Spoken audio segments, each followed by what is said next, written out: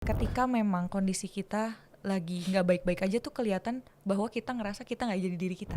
Apa sih arti sesungguhnya dari work-life balance ini gitu? Menurut saya, work-life balance itu adalah bagaimana kita bisa berperan ketika kita bekerja dan setelah kita tidak bekerja. Bagaimana caranya agar kita bisa switching antara si pekerjaan dan juga si kehidupan ini, kita harus tahu. Kita harus switch on and switch off gitu loh. Dan ketika itu on terus, kondisinya jadi nggak stabil. Apakah langsung judging, oh aku pasti bipolar. Itu banyak banget tuh datang tuh dalam ruang konseling gitu.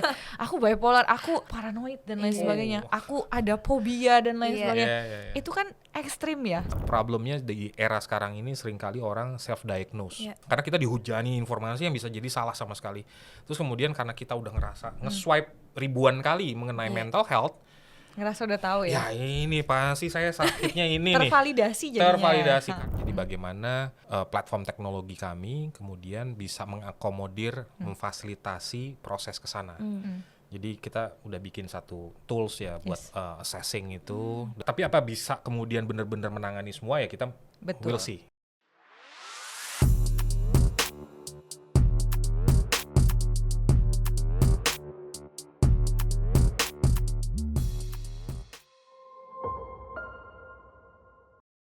Selamat datang di podcast Doseo, podcast yang membahas tentang inovasi, strategi, dan juga teknologi dalam pengembangan sumber daya manusia, serta produktivitas perusahaan di era digital. Bersama saya Syara Hafiza, senang sekali rasanya bisa menyapa Anda kembali di Doseo Podcast episode ketiga kali ini. Dan pada kesempatan kali ini, kita akan membahas soal tantangan yang sering dialami banyak orang di era digital, bagaimana kita tetap bisa menjaga kesehatan mental dan juga produktivitas di tengah ritme hidup dan pekerjaan yang serba cepat dan ketergantungan tinggi terhadap teknologi. Bersama dua narasumber berpengalaman, kita akan mengupas tantangan nyata yang banyak dialami individu maupun profesional dalam menjaga kesehatan mental dan produktivitas di era digital yang serba cepat ini. Kita akan membahas juga bagaimana tekanan kerja, tuntutan sosial, dan paparan teknologi bisa mempengaruhi kesehatan mental, serta apa pendekatan praktis yang bisa menjadi solusi nyata dalam kehidupan sehari-hari. Dan tentunya di sini telah hadir bersama kami Mbak Viniatri Utami, sarjana dan magister psikologi, perwakilan dari Sudut Pandang, sebuah pusat perkembangan berbasis komunitas yang berfokus pada peningkatan kesejahteraan individu dan kelompok. Bagaimana kabarnya hari ini? Hai. Alhamdulillah sehat. Alhamdulillah sehat, alhamdulillah. Oke, dan tentu saja bersama kami juga ada Bapak Mirza Yuliansyah selaku CEO sekaligus founder dari platform Doseo.id yang akan berbagi perspektif tentang bagaimana teknologi bisa mendukung kesehatan mental sekaligus menjaga produktivitas di dunia kerja sehari-hari. Bagaimana Pak kabarnya hari ini? Baik.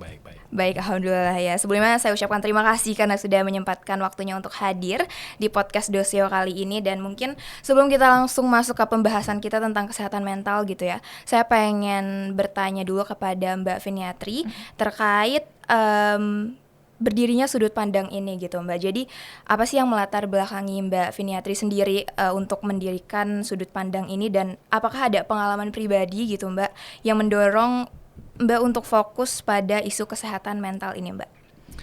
Oke, jadi kenapa akhirnya si Sudut Pandang ini berdiri? Karena kebetulan memang kami itu, terutama saya dan Salbi ya, itu dari awal kerjasama sebagai konselor dan juga yang mempunyai suatu platform lah. Saya terjun sebagai sebagai konselor sebaya, dan saya rasa bahwa kayaknya kalau tidak ditangani sedini mungkin si kesehatan mental ini cukup berpengaruh di kehidupan kita gitu loh. Tapi nggak banyak orang yang aware. Sehingga muncullah si Sudut Pandang yang memang tujuannya adalah sebagai pendampingan secara komunitas untuk kesehatan mental. Karena saat ini di Indonesia terkait komunitas itu cukup sedikit awareness-nya terkait itu. Kurang lebih kayak gitu. Baik, itu tadi sudah menyenggol juga tentang kesehatan mental yang akan kita bahas lebih dalam lagi. Tapi mungkin kita bertanya dulu ke Pak Mirza, sejauh ini Pak, bagaimana menurut pandangan dari Bapak sendiri kaitan antara psikologi itu sendiri dengan perjalanan atau pengalaman Bapak dalam memimpin sebuah perusahaan gitu Pak? Mungkin kalau dari sisi psikologi ya, Di era saya tumbuh itu memang nggak terlalu banyak ya. Jadi orang kalau ketemu psikolog itu kesannya wah sakit jiwa, gila gitu ya. Iya, iya. Jadi memang awareness orang mengenai kondisi kesehatan mental itu memang masih terbatas. Jadi tapi memang saat ini kondisinya jadi lebih terekspos dan justru kita bisa mendeteksi lebih awal ya. Yes, Jadi betul. permasalahannya apa. Jadi nggak cuman zaman saya sakit apa aja gitu. Kalau misalnya punya masalah pusing depresi ya telan aja gitu. Iya, bener. Kalau sekarang kan kita bisa oh ada begini ada begitu dan seterusnya gitu. Mungkin perbedaannya begitu ya. Baik, mungkin dari sudut pandang aku sendiri gitu ya, kan kita sekarang hidup di era digital yang kita banyak banget menelan informasi dari sosial media gitu ya Mbak.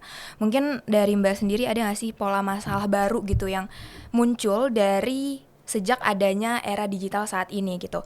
Apakah ada tren tertentu yang cukup mengkhawatirkan khususnya di kalangan anak muda saat ini Mbak? Oke, itu pertanyaan menarik sebenarnya. Dan saya yakin nggak banyak orang sadar terkait ini. Walaupun sebenarnya udah banyak banget yang ngomongin gitu ya. Iya. Kayak di era digital sekarang, semua platform baik ya terutama sosial media itu banyak banget yang memberikan informasi cepat Iya.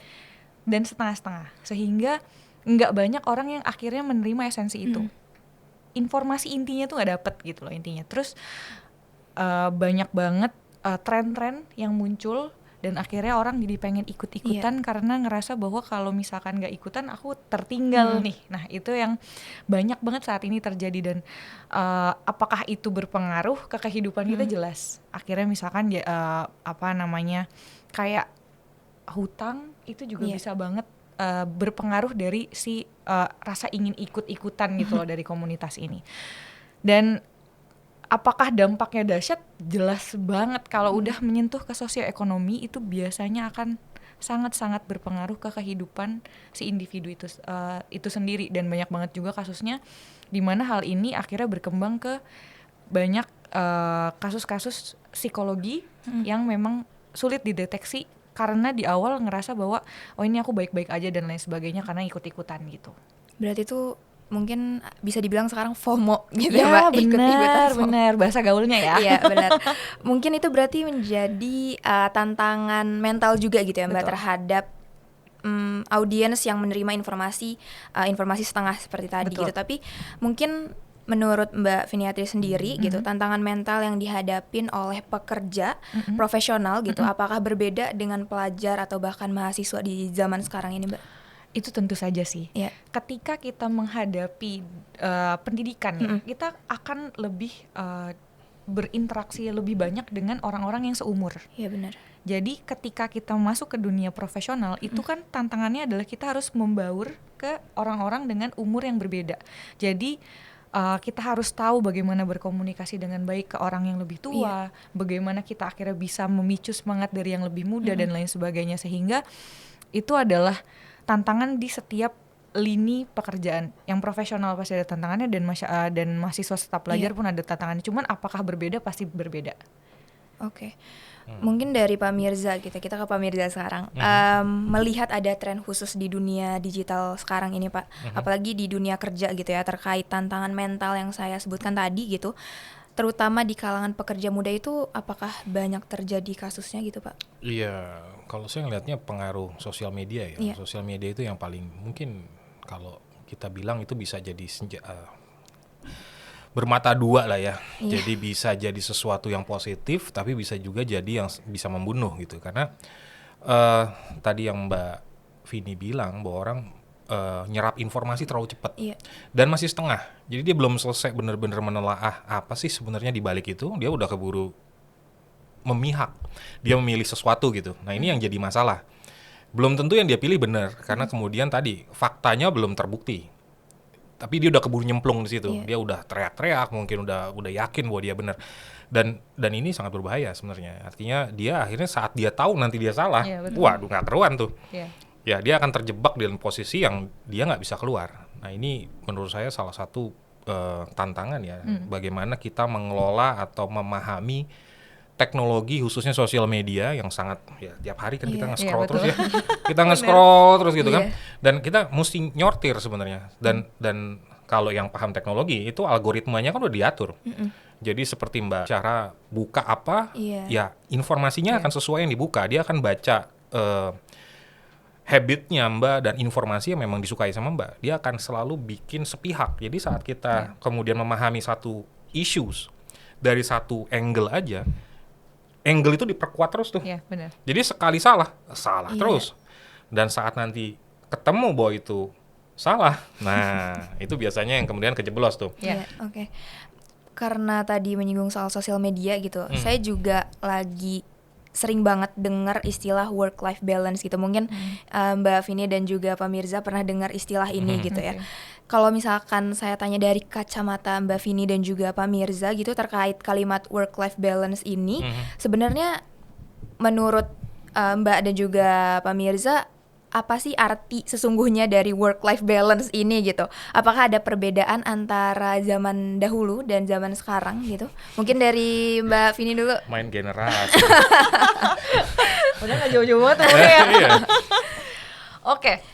Kalau dari sudut pandang saya, secara profesional work-life balance itu kan kadang mikirnya adalah bagaimana cara menyeimbangkan kehidupan bekerja dan kehidupan pribadi. Biasanya kayak oke, main 50%, kerja 50%, itu kan istilah yang ini ya. Tapi menurut saya work-life balance itu adalah bagaimana kita bisa berperan ketika kita bekerja dan setelah kita tidak bekerja. Jadi kayak kita punya persona gitu loh. Ketika kita bekerja, contohnya saya psikolog gitu ya. Saya sebagai psikolog, saya akan menaruh posisi saya sebagai psikolog ketika bekerja. Tidak akan saya bawa sampai ke rumah. Karena ketika kita bawa itu ke rumah, itu akan drain energi banget. Karena kita mikir bahwa oke, kita masih on nih si psikolognya ini. Jadi apapun kita analisis. Ketika di rumah pun gaya kita akan seperti itu. Ketika kita bermain pun dengan teman kita akan bergaya seperti itu. Padahal sebenarnya itu tidak diperlukan. Nah, bagaimana caranya agar kita bisa switching antara si pekerjaan dan juga si kehidupan ini, kita harus tahu batasan jelas. Biasanya itu yang agak sulit nih. Karena ketika batasan ini dibentuk, banyak banget yang harus ditinggalkan. Kayak apakah saya profesional gitu ketika saya tidak menerima telepon di luar jam kerja. Kan kadang bikin perdebatan dalam batin ya, kayak nanti bos saya ngomong apa nih gitu kalau misalkan saya nggak terima nih pekerjaannya di luar jam kerja gitu. Padahal sebenarnya dengan membatasi itu bikin diri kita jadi lebih tahu bahwa oke, saat ini saya bekerja, saat ini saya di rumah. Itu menurut saya work life balance. Gimana Mas Mirza?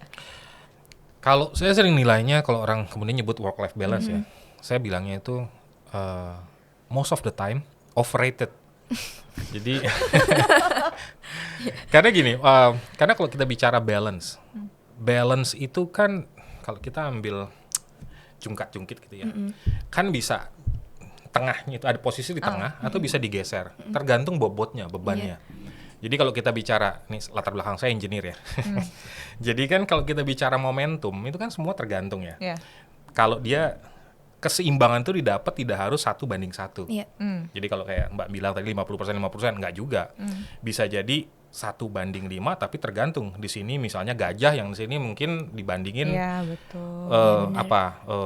saya nggak tahu deh, yang bisa dibanding sama 1 gajah 5 gitu apa ya beratnya.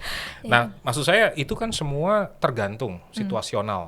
Dan tiap pilihan kehidupan kita dan kemudian peran yang kita jalankan di masyarakat dan misalnya dunia kerja itu tergantung nih semuanya.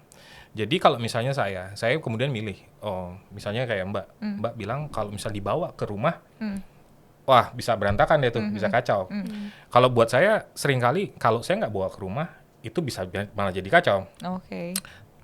Buat saya itu udah jadi gimana sebenarnya gini. Akhirnya bagaimana kita memanage waktu kita sendiri dan memanage otak kita untuk switch on, switch off gitu. Jadi kalau selama saya switch on tapi mungkin cuma 15 menit atau sampai setengah jam di rumah, it's okay. Karena saya udah tahu how to switch off-nya. Bukan berarti kemudian saya kebawa terus sama nuansa kantor. Di kantor pun demikian. Kalau saya mau switch off, terus kemudian saya baca komik aja gitu, it's okay. Karena kemudian setelah setengah jam, saya balik lagi. Nggak masalah. Jadi tergantung kematangan seseorang untuk memanage dirinya. Bener sih itu, mateng gak mateng Iya. ya, bener sih. Di era digital ini ya Mbak Pak, batas antara kerja dan kehidupan pribadi itu kan terasa semakin tipis gitu ya. Betul. Kita bisa ngelihat kehidupan teman-teman kita di sosial media ketika mereka mengekspos-nya gitu. Walaupun mungkin hanya 5% dari kehidupan nyata mereka, tapi tetap aja kadang kita suka nge-share pengalaman pribadi kita dan segala macamnya gitu. Karena di rumah pun kayak Mbak Vini bilang tadi, kita masih ngerasa kerja gitu, secara remote mungkin ya, tapi WFH gitu. Nah, banyak orang merasa meski udah di rumah gitu, pikirannya itu masih sibuk dengan urusan kerja atau sebaliknya gitu, urusan pribadi yang mengganggu saat mereka kerja. Jadi permasalahan internalnya tetap ada dibawa gitu saat kerja. Nah, menurut Mbak Vini dari sudut pandang psikologi gitu ya Mbak, apa sih dampak psikologi dari kondisi seperti ini Mbak? Yang jelas banget sih adalah emotionally drain, itu udah pasti. Karena kita ketika manajemen tersebut tidak terjalankan dengan baik dan sehat gitu ya, kita nggak tahu kapan kita benar kayak kita harus switch on and switch off gitu loh. Dan ketika itu on terus kayak air aja, mesin kan pasti panas tuh. Nah ketika mesinnya panas pasti kayak banyak tuh secara kalau saya biasanya bilang tuh kondisinya jadi nggak stabil karena udah kepanasan, jadi harus didinginin dulu. Biasanya caranya tuh banyak ya, tadi ada kayak coping stress dan lain sebagainya, dan itu wajar banget ketika memang ada individu yang kayak, duh gue kayaknya pengen jalan-jalan dulu deh, kayak mumet banget di pekerjaan, nggak apa-apa sebenarnya gitu. Oke. Ini tuh bisa dikaitkan dengan parenting nggak sih Mbak? Jadi kayak banyak orang tua sekarang kan gitu harus bisa membagi waktunya seenggaknya 50-50 antara pekerjaan dan kehidupan pribadi mereka gitu, mengurus anak dan sebagai ibu rumah tangga gitu ya Mbak. Dari pengalaman Mbak sendiri, apakah hal ini tuh berpengaruh terhadap kesehatan mental anak gitu Mbak? Karena kan pasti kayak ngerasa Wah, saya nggak bisa komen nih. Kebetulan anak saya udah 2 nih. Iya. Oke. Balik lagi ya ke batasan. Memang kalau kita sudah punya anak ya dan keluarga gitu, kita memang benar-benar harus butuh yang namanya batasan. Karena ketika tidak ada batasan atau batasannya itu terlalu tipis, maka kembali lagi kita punya tanggung jawab lain atau peran lain yang memang harus dijalankan dan kita harus fully attention to this gitu. Ketika kita misalkan sebagai pekerja kita langsung kita over bekerja gitu misalkan sampai 90% terus energinya sisa 10%, maka apakah kita akan bukan normal ya, tapi apakah kita akan full service gitu ke anak? Maka itu juga tidak mungkin, sehingga kita harus tahu nih. Makanya biasanya kalau soal ibu-ibu atau orang yang lebih ke family man gitu ya, ketika udah jam 5 tank udah jangan buka email, jangan buka laptop ya, karena itu memang dibutuhkan untuk hal itu. Beda misalkan memang kondisinya masih single, terus juga masih punya buat untuk diri dia sendiri, itu masih enak tuh untuk switch on dan switch off seperti yang Mas Mirza bilang. Tapi ketika sudah punya keluarga, maka memang harus jelas batasannya dan tegas gitu. Dan apakah ini berpengaruh sama anak? Jelas banget. Ketika mamanya nggak stabil, anak udah pasti udah rewel, nggak mau ditinggal dan lain sebagainya. Jadi sangat berpengaruh.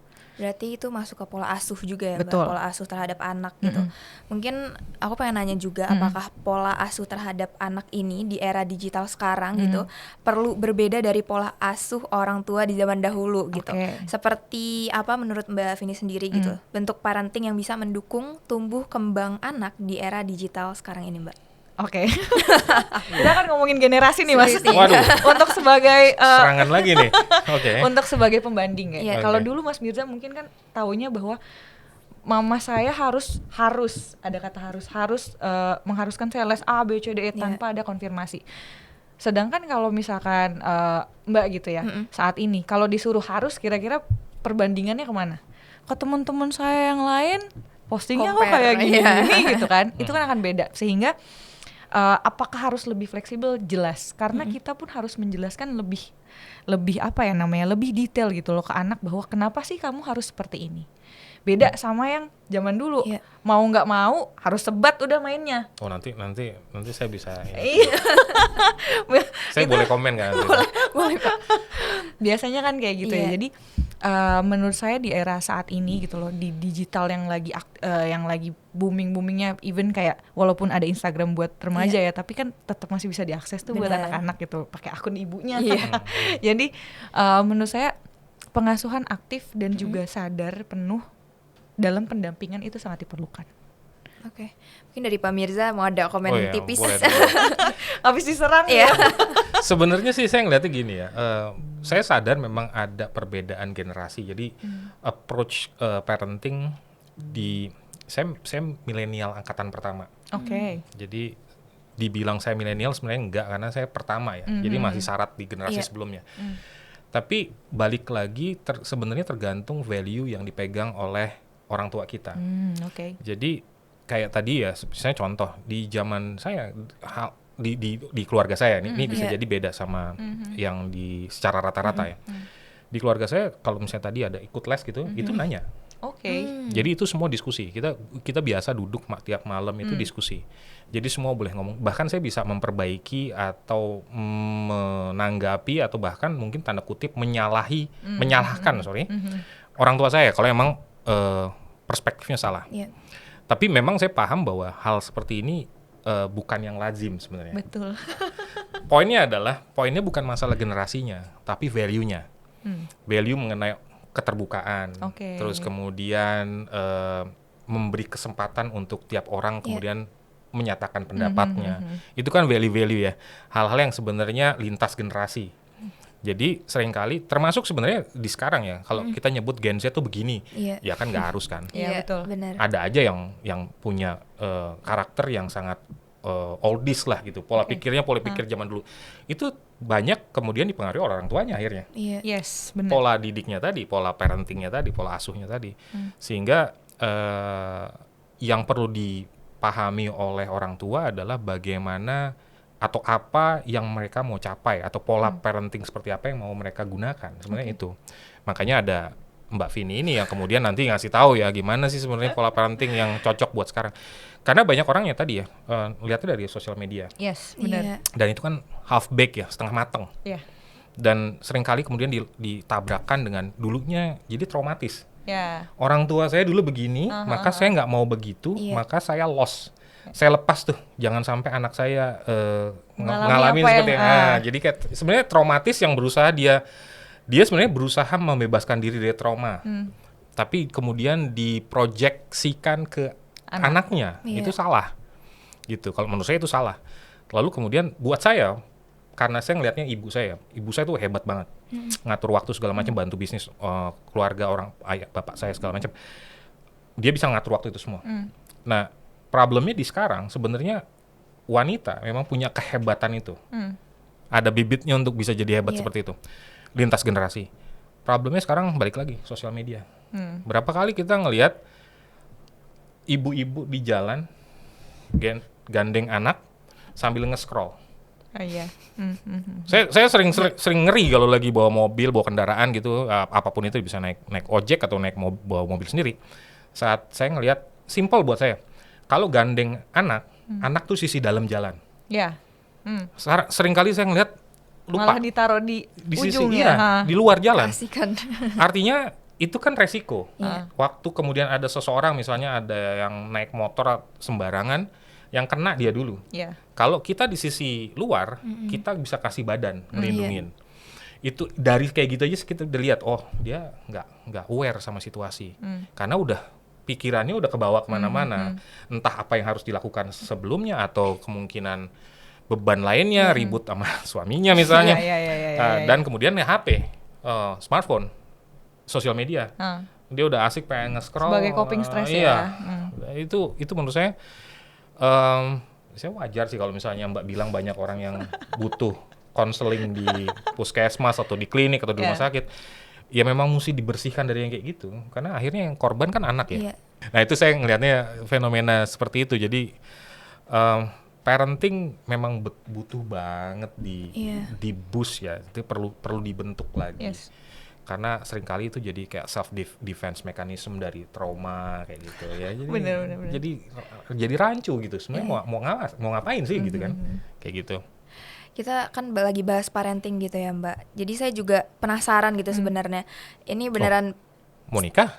Oh oke, bukan? Oke. Nah, itu tentang menikah juga gitu. Karena biasanya orang tuanya itu menerapkan parenting yang mungkin kurang baik kepada anaknya gitu, sehingga anaknya itu jadi ada rasa takut ingin menikah, atau bahkan mereka jadinya tidak punya rasa percaya diri yang lebih gitu, karena mungkin orang tuanya nggak pernah mengapresiasi mereka gitu Mbak. Jadi mungkin menarik juga kata Pak Mirza tadi, sebenarnya dari sisi psikologi gitu ya Mbak, parenting yang sehat dan benar itu bagaimana sih Mbak? Nah itu dia, itu pertanyaan yang sebenarnya tadi Ini mau saya. panjang gitu. Iya. Nah, jawabannya panjang ini. Satu buku sendiri nih. Sebenarnya ini tadi yang mau saya tambahin sih, tapi kebetulan ditanya, oke, saya jelasin. Sebenarnya memang secara keilmuan saya nggak bisa bilang mana yang terbaik, mana yang sehat, mana yang tidak sehat. Itu semua tergantung value, balik lagi ya, tergantung value keluarga itu seperti apa. Memang mungkin ada yang diharuskan untuk cukup keras sama anaknya, tapi balik lagi balancing itu yang diperlukan. Apakah harus keras mulu gitu ya sampai akhirnya menyebabkan anaknya jadi nggak mau sekolah dan lain sebagainya? Apakah memang harus lembut mulu sampai anaknya jadinya needy banget nih sama si orang tua gitu? Enggak juga. Jadi kita harus menyesuaikan dengan value dan juga keadaan keluarga kita sendiri. Karena kalau kita mau ngomongin soal anak dan orang tua, itu nggak ada yang 100% sama. Jadi kita harus lihat kondisinya seperti apa. Ketika memang anaknya salah, apakah nggak apa-apa dimarahin? Ya lihat lagi, kira-kira menerima nggak anaknya dimarahin, dan cara marahinnya gimana? Apakah harus mukul? Apakah harus nada keras? Ataukah harus ngomong dengan cukup lantang? Lantang tuh bisa kenceng, bisa tegas. Nah itu kan pilihan, tergantung si orang tua. Dia mau pakai yang mana? Sebenarnya memang karena tidak ada 100% yang salah dan tidak ada 100% yang benar, maka tinggal disesuaikan aja. Banyak cara yang bisa jadi opsi dan bagaimana kebijakan orang tua tersebut mengambil. Gitu loh. Dan apakah orang tua bisa salah? Bisa banget, dan banyak banget juga pasien saya yang akhirnya datang dengan kondisi kayak yang tadi ditanya. Jadi nggak mau nikah dan lain sebagainya gitu. Dan apakah ini dari parenting? Bisa jadi juga. Tapi bisa jadi juga ini karena misalkan kalau soal pernikahan itu kan sudah masuk ke ranah dewasa ya. Bisa jadi juga ini karena trauma dari hubungan sebelumnya. Tapi biasanya hubungan itu akan terpengaruh dari bagaimana dia melihat relasi dari orang tuanya. Gitu. Jadi cukup panjang dan cukup kompleks ketika kita bahas soal parenting, hubungan relasi yang memang cukup berkenaan gitu loh. Oke, sangat menarik ya membahas tentang parenting ini. Oke, kita tarik mundur kali ya ke kalimat yang saya tadi tanyakan, yaitu work-life balance gitu. Ini pertanyaan untuk Pak Mirza gitu, dari sisi perusahaan sendiri gitu Pak. Bagaimana sih pengaruh kondisi work-life balance ini terhadap karyawan? Apakah ini mengurangi produktivitas atau bahkan semangat kerja mereka gitu? Apakah perusahaan ini tuh bisa benar-benar menciptakan work-life balance ini Pak? Utopisnya demikian ya. Kalau perusahaan trennya, perusahaan di global ya, bahkan ada berapa 500 perusahaan tempat paling diinginkan untuk orang kerja gitu ya, 500 ya kalau nggak salah ya. Tapi semua itu memang relatif. Artinya perusahaan punya limitasi kan. Perusahaan itu kan sebenarnya badan usaha. Tujuannya adalah untuk gain profit melalui aktivitas usaha, produksi, jasa dan seterusnya. Jadi tentunya mereka atau kami, kalau misalnya saya sebagai pemilik bisnis ya, kami akan melihat bahwa ini gimana caranya ini tetap jalan.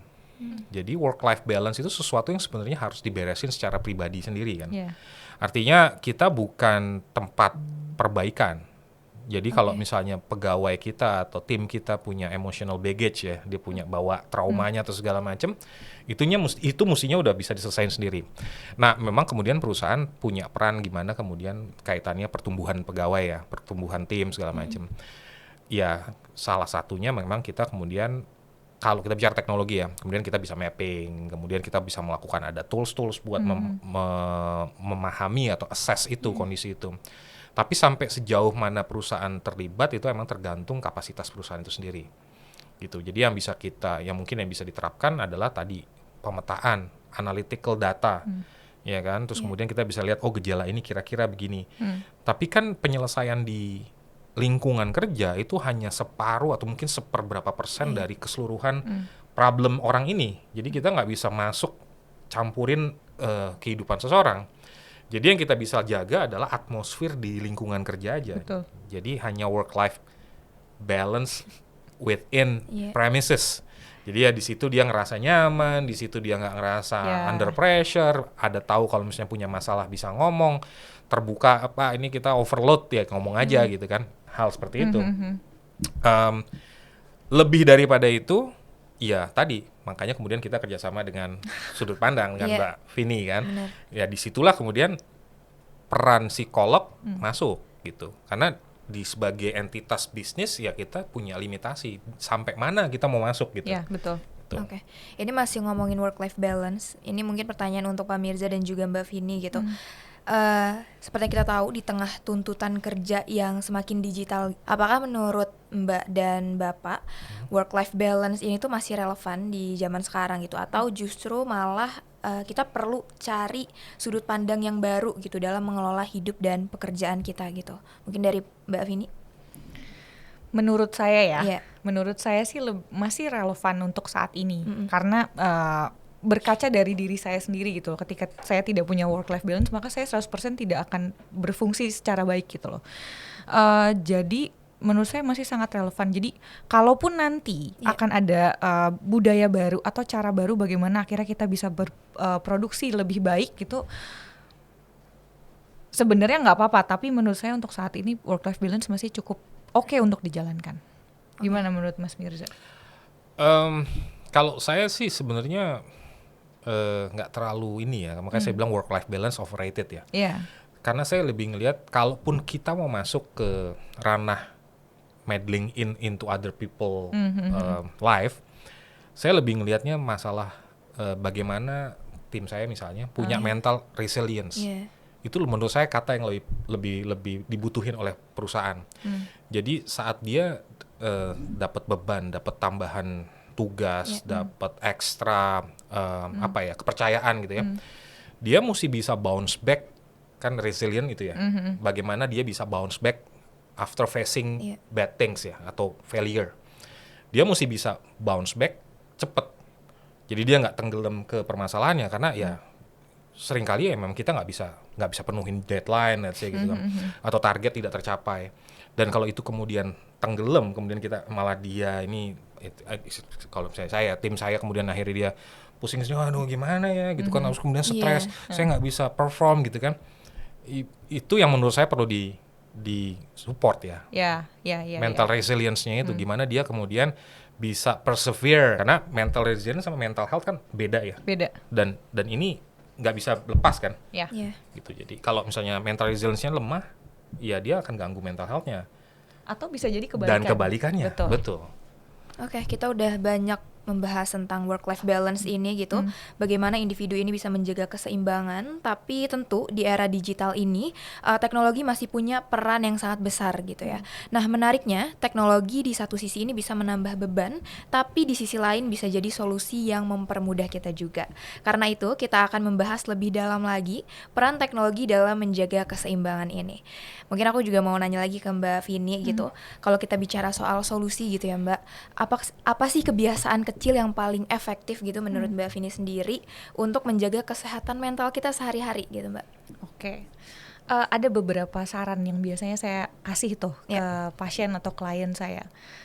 Kalau kebiasaan kecil, kalau kita membuat atau menumbuhkan suatu kebiasaan itu bukan suatu hal yang kecil sebenarnya. Walaupun ya kalau kita bilang ini receh gitu loh. Even kayak biasanya bangun siang terus tiba-tiba bangun pagi, kalau kita ngomong itu simple ya emang simple, tapi apakah ketika dilakukan itu mudah ya tentu tidak gitu. Jadi kalau biasanya saya menyarankan adalah latihan pernafasan. Latihan pernafasan itu kan kita kan sebenarnya secara otomatis nafas ya. Cuman apakah kita latihan untuk bisa lebih mindful terhadap nafas itu yang jarang banget orang ini. Jadi ketika kita cemas atau ketika kita lagi nggak baik-baik aja itu kan biasanya nafasnya pendek-pendek tuh. Latihan nafas itu akan membuat kita secara otomatis nantinya punya punya kebiasaan ketika kita udah lagi nggak enak nih, secara psychological, kita udah tahu nih kita harus apa. Latihan pernafasan, lalu minimal banget olahraga. Tapi olahraga tuh kan langsung mikirnya aduh Iya, nge-gym nih, capek. Iya. aduh lari di GBK nih ber-5K, 10K gitu-gitu. Enggak. Minimal banget untuk dilakukan olahraga itu adalah stretching.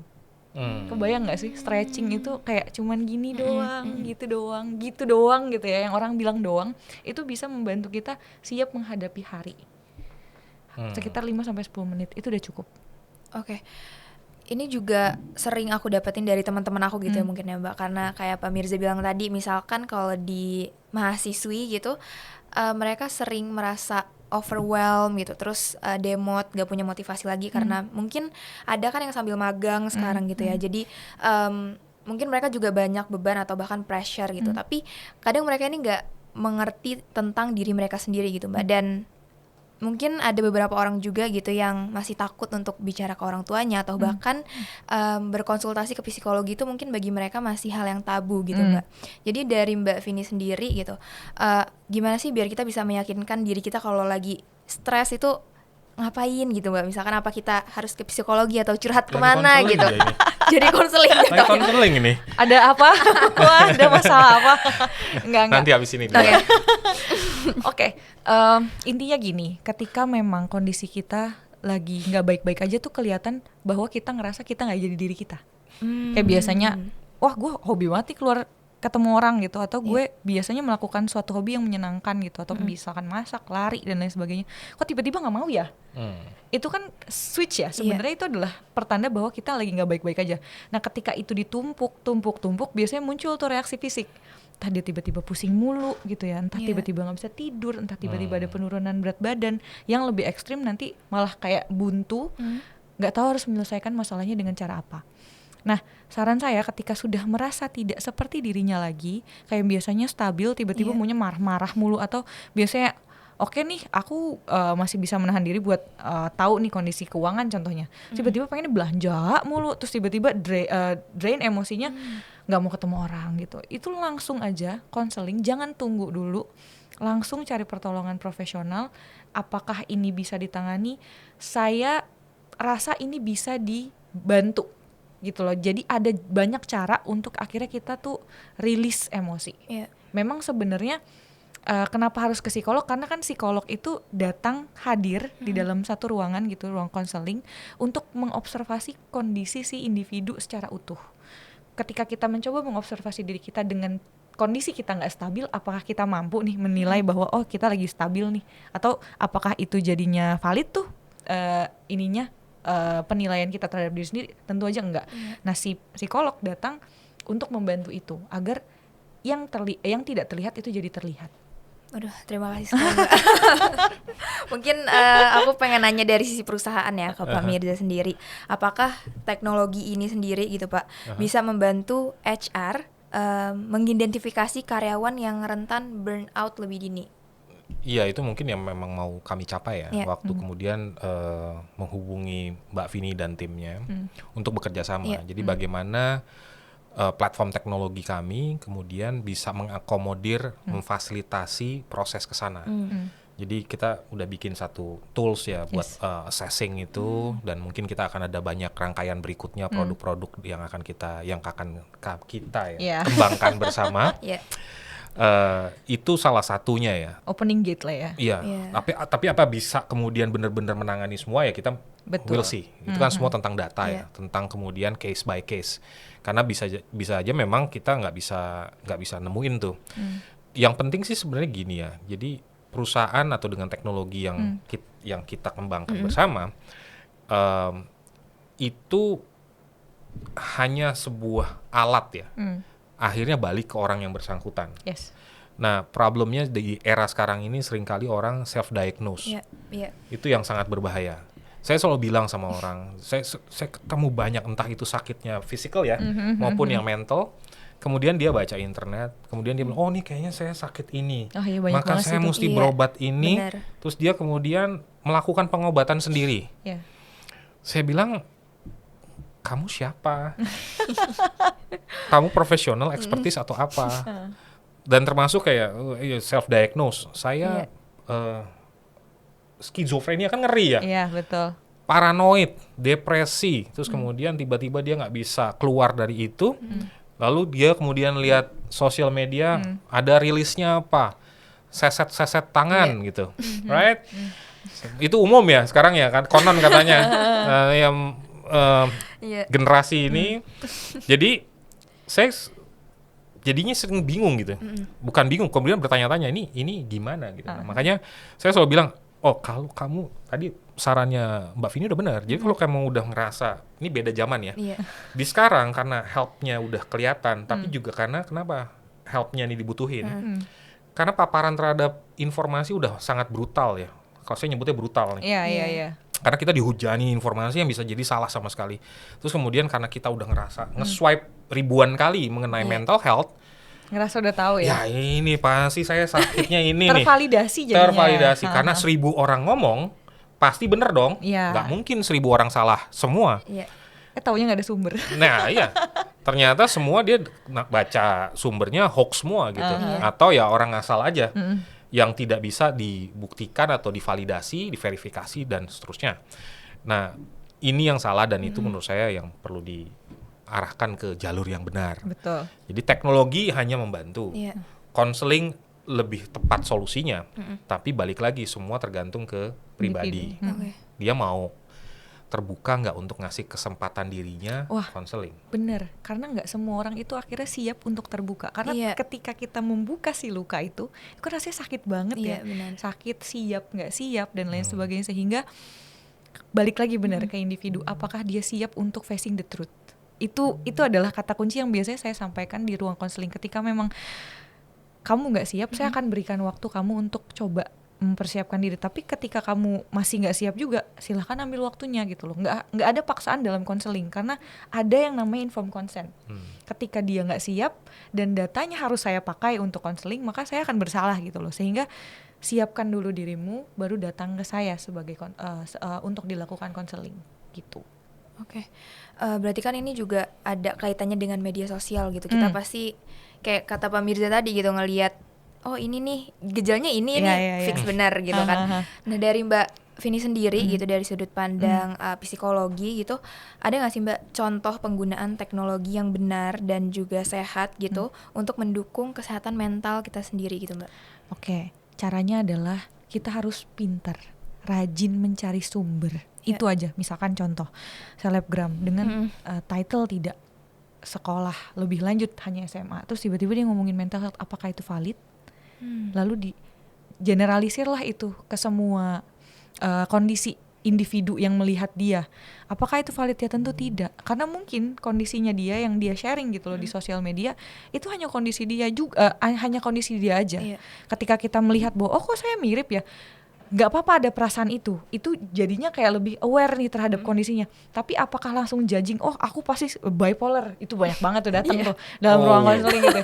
Aku bipolar, aku aku paranoid dan lain sebagainya, aku ada fobia dan lain sebagainya. Itu kan ekstrim ya. Saya aja selama beberapa tahun melakukan konseling, saya nggak bisa langsung judging ini langsung A B C D E gitu. Saya harus melihat di beberapa sisi gitu loh. Apakah benar bisa diagnosanya tegak dari observasi dan wawancara yang dilakukan, dan itu secara klinis, dan itu dalam apa yang dirasakan, berapa lama, kendalanya seperti apa, dan itu harus ada checklist tuh yang dipenuhi. Dan itu kan nggak banyak orang bilang ya. Apakah bagaimana sih cara tegak diagnosa? Apakah harus merasakan hal yang sama dengan orang lain? No, banyak banget contoh checklist yang harus dipenuhi. Misalkan harus skizofrenia harus terchecklist sekian ini dan berapa lama. Apakah sama semua? Ya enggak. Misalkan ada orang yang checklistnya adalah halusinasi tapi tidak ada delusi, apakah itu masuk skizofrenia? Ya kita lihat dulu gitu loh. Jadi harus disesuaikan. Dan kenapa harus ke profesional? Karena tadi judgementnya itu hati-hati banget. Jadi nggak bisa mengeneralisir apa yang ada di sosial media dan di sharing ke semua ke halayak ramai ini, lalu menyamakan bahwa oh kayaknya aku sama kayak dia gitu. Nggak bisa. Oke. Ini kayak konsultasi ya jadinya. Oke, kita sekarang bahas ke platform Doceo ini sendiri, Pak. Kalau dari Doceo, mungkin ada nggak sih fitur gitu yang relevan dengan kesehatan mental gitu atau kepribadian? Dan bagaimana fitur tersebut? muncul. Wow. Sudah langsung Oke. Dan gimana nih fitur ini bisa berperan dalam memperkuat pendekatan psikologi yang dibawa oleh sudut pandang? Oh, ini kita punya mental health check up ya. Yes. Ini develop sama Mbak Vini dan timnya. Wow. Jadi tim Doceo memfasilitasi itu secara teknologinya aja, sehingga orang lebih mudah mengakses dan lebih mudah kemudian datanya itu terkumpul dan kemudian bisa diakses. Betul. Tapi hasil dari assessment ini kembali ke ranahnya profesional, psikolog. Artinya kami cuma bisa, pertanyaan ini ada jawabannya ya tidak dan seterusnya kayak gitu. Tapi rekap hasilnya yang baca itu hanya bisa dilakukan oleh profesional, praktisi. Iya. Mungkin ada rumusan singkatnya gitu ya. Oke. Kalau jawabannya segini maka ini. Tapi itu bukan final decision. Betul. Bukan vonisnya gitu. Iya. Bukan keputusan dia kenapa gitu. Jadi ini hanya preliminary screening. Jadi sama kayak kalau kita let's say sakit fisik ya, Iya. cek darah. Ya. Kan cek darah dulu. Iya. Nah, terus kemudian kan kita dilihat tuh dia gulanya, kolesterol dan lainnya. Nah, apakah itu kemudian mengindikasikan penyakitnya pasti ini? Nah, itu kecepatan mutusin ya. Iya. Karena biasanya kemudian kalau ternyata symptoms-nya kayak tadi dari 6 ketemu 2. Belum nih. Ya. Dites lagi, ada further test. Jadi misalnya let's say paru-paru. Kan kemudian ada ronsennya. Iya. Lalu kalau ronsennya masih belum ketemu, ada lagi tes yang berikutnya. Mungkin bukan di paru-paru, mungkin di bagian lain. Iya. Jadi orang seringkali lupa bahwa kalau mereka lagi berobat kan kayak gitu ya. Ya. Berapa kali kita mesti ke lab ya kan, tadinya cuma tes darah, ini tes urin, tes feses dan seterusnya gitu kan. Untuk sampai akhirnya dokternya bilang, ini sakitnya ini, Iya. Anda mesti dirawat berapa hari, obatnya ini. Nah, karena penyakit mental ini seringkali kualitatif, Nggak kelihatan. nggak Iya, kelihatan, dan seringkali bisa kebawa sendiri kan. Iya. Dia bisa menciptakan ilusi bahwa dia sakit apa gitu kan. Dia berusaha yakin bahwa dia bipolar, paranoid, whatever. Nah, jadi dia keburu udah mutusin itu. Sedangkan sebenarnya kondisinya nggak seperti itu dan itu mesti melalui proses tadi kan. Yes. Diobservasi segala macam. Berarti ini udah ada di Doceo sekarang? Udah ada fitur di ini? Doceo, ya. Kita akan coba mungkin launching lebih luas ya untuk bisa mensosialisasikan atau memberikan informasi bagaimana orang bisa menggunakan dan seterusnya nanti following up karena kita masih lagi tahap tes ya, Oke. trial. Trial. Berarti ini nanti hasilnya akan dibaca oleh para profesional gitu Betul. seperti Mbak Vini. Iya. Hasil detailnya ya. Hasil Tapi detail. nanti klien, anggaplah ini klien ya, itu akan mendapatkan hasil singkat dari screening yang sudah diisi, yaitu kayak kondisimu sedang tidak baik ya saat ini, bla bla bla. Jadi kayak untuk mendukung bukan untuk mendukung ya, jadi untuk memperlihatkan bahwa kondisinya ini sedang baik, tidak baik atau sangat tidak baik. Itu dari hasil yang setiap klien itu dapatkan. Indikasi awal lah. Ya, indikasi awal. Tapi kalau ingin tahu lebih lanjut memang mesti ke profesional. Iya. Betul. Ya, ini yang mesti kita mungkin message-nya itu kita mesti benar-benar kemas ya. Iya, benar-benar. Karena untuk ngilangin stigma nih, Iya. stigma bahwa semua tuh pengen instan. Wah, Jadi itu iya sih. ketahuan kayak gitu, saya begini, itu tuh sangat sangat membahayakan sebenarnya. Jadi seseorang udah bisa menilai dirinya apa, terus kemudian saat diomongin ngotot loh. Ya, benar. Nah ini pasti sering kan? Oh iya, banyak banget. Enggak kok gitu ya. Iya. Atau dia yakin saya paranoid kok, saya bipolar kok. Iya. Dia ngotot sama profesional, yang mana ya udah ngelihat kasus bipolar mungkin I don't know how Iya. much gitu kan. Terus dia pede aja terus dan nggak mau keluar dari itu kan, Iya. ngotot terus. Nah ini yang mungkin yang perlu kita bisa coba terus sosialisasikan. Jadi kita berusaha ngubah pandangan orang untuk kemudian tadi over self diagnose gitu. Yes, Iya. benar. Itu bahaya banget sebenarnya. Oke, sebelum kita ke pertanyaan terakhir gitu ya, mumpung masih ada Mbak Vini di sini, saya pengen nanya juga atau lebih ke Mbak Vini boleh nggak sih memberikan pesan singkat gitu? Apa hal terpenting yang harus diingat oleh setiap individu gitu maupun perusahaan agar bisa menjaga kesehatan mental mereka di tengah polemik era digital saat ini, Mbak? Oke. Jawabannya adalah you matter. Udah. Wow, Singkat, padat dan jelas bahwa individu itu adalah utuh. Intinya, individu adalah utuh. Jadi ketika kita hanya melihat produktivitasnya aja, kita nggak akan tahu sebenarnya apa yang dia alami sampai dia bisa akhirnya produktif. Sehingga kita harus melihat si individu ini secara utuh. Misalkan kayak kalau yang misalkan HR biasa lakukan tuh secara utuh tuh dengan cara lihat screening CV. Dia pernah sekolah di mana aja, terus juga nilainya berapa, segala macam. Tapi itu kan singkat banget ya. Tapi kalau misalkan memang memungkinkan untuk melihat individu itu secara utuh, maka konseling itu sangat diperlukan gitu di perusahaan agar ketika si perusahaan ini ngerasa bahwa ini orang kenapa ya kok tadinya produktif tiba-tiba tidak produktif gitu.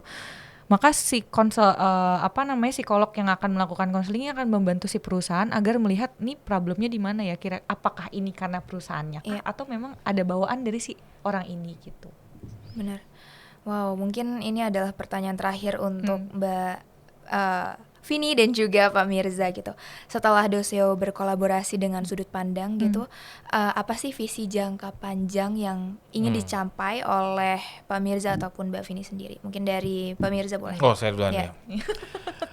Ya, yang pasti saya pengen integrasikan perangkat-perangkat atau layanan yang memang bisa mengakomodir, memfasilitasi yang tadi kita bahas ya. Jadi teknologi ini harus bisa merging ya dengan prinsip-prinsip klinisnya. Tentunya punya keterbatasan tadi, tapi minimal data-data yang kami bisa generate hasil dari, misalnya kalau kita sistem ada ini orang sakit sering tiba-tiba hilang kayak gitu, kok tiap akhir bulan tiba-tiba ngambil izin sakit, let's say kayak gitu. Dan seterusnya misalnya, terus tiba-tiba dia performanya turun di certain period of time. Nah, indikasi data ini kan kemudian jadi indikasi, tapi kemudian itu perlu bisa dibaca, perlu kemudian di-compile, digabungin dengan assessment dari sisi kejiwaannya, dari sisi mentalnya tadi, yang tadi kita coba kembangin di mental health check up. Nah, dari situ kita bisa kerumusin apa sih plan-nya untuk penanganan itu. Nah, jadi kalau visi jangka panjangnya adalah bagaimana ini jadi satu kesatuan layanan sebenarnya, dari identifikasi sampai penanganan. Jadi akan ada paket-paketnya atau ada pola alur pelayanannya yang bisa mengatasi itu. Yang ujungnya tentunya kalau perusahaan bilang ya kita bayar untuk produktivitas kan, gitu. Ya oke, gitu. Tapi itu kan melalui proses dan itu melalui rajutan intertwine antara teknologi sebagai sebuah platform dan sebuah toolsnya dengan profesionalnya, gitu. Oke. Kalau dari sudut pandang sudut pandang kami gitu ya, sebagai platform atau biro psikologi gitu ya. Niat kami sebenarnya hanya ingin membuat kayak spread wings lah gitu loh, membuat banyak orang itu jadi lebih merasakan layanan konseling. Karena balik lagi, kita tahu nih ada konseling di dunia ini, tapi apakah semua orang merasakan? Tentu tidak, karena ngerasa bahwa konseling mahal. Makanya ada banyak perbandingan, ngapain ke psikolog, duduk aja di Indomaret ngopi gitu kan. Itu kan udah ada tuh meme-nya ada dong. Okay. Sehingga tujuan kami adalah itu, makanya kerjasama dengan Doceo dan juga digitalisasi, karena sebenarnya psikologi ini kan cukup tua dan biasanya konvensional gitu. Dengan adanya digitalisasi nih yang dilakukan dan kerjasama dengan Doceo, pengennya ini akan membuat layanan kami lebih terasa oleh banyak orang. Oke. Wow. Terima kasih Mbak Vini sama-sama. Dan juga Pak Mirza atas kesempatannya, karena ini bagi saya aja banyak banget mendapatkan ilmu baru dan insight-insight yang luar biasa gitu dari sini. Sekali lagi terima kasih. Sama-sama. Oke. Dan terima kasih juga untuk para penonton yang sudah mendengar podcast ini sampai habis. Dan buat kalian yang ingin tahu lebih jauh soal Doceo, bisa langsung hubungi ke website kami di www.doceo.id atau klik link di deskripsi. Sampai jumpa di Doceo Podcast episode selanjutnya.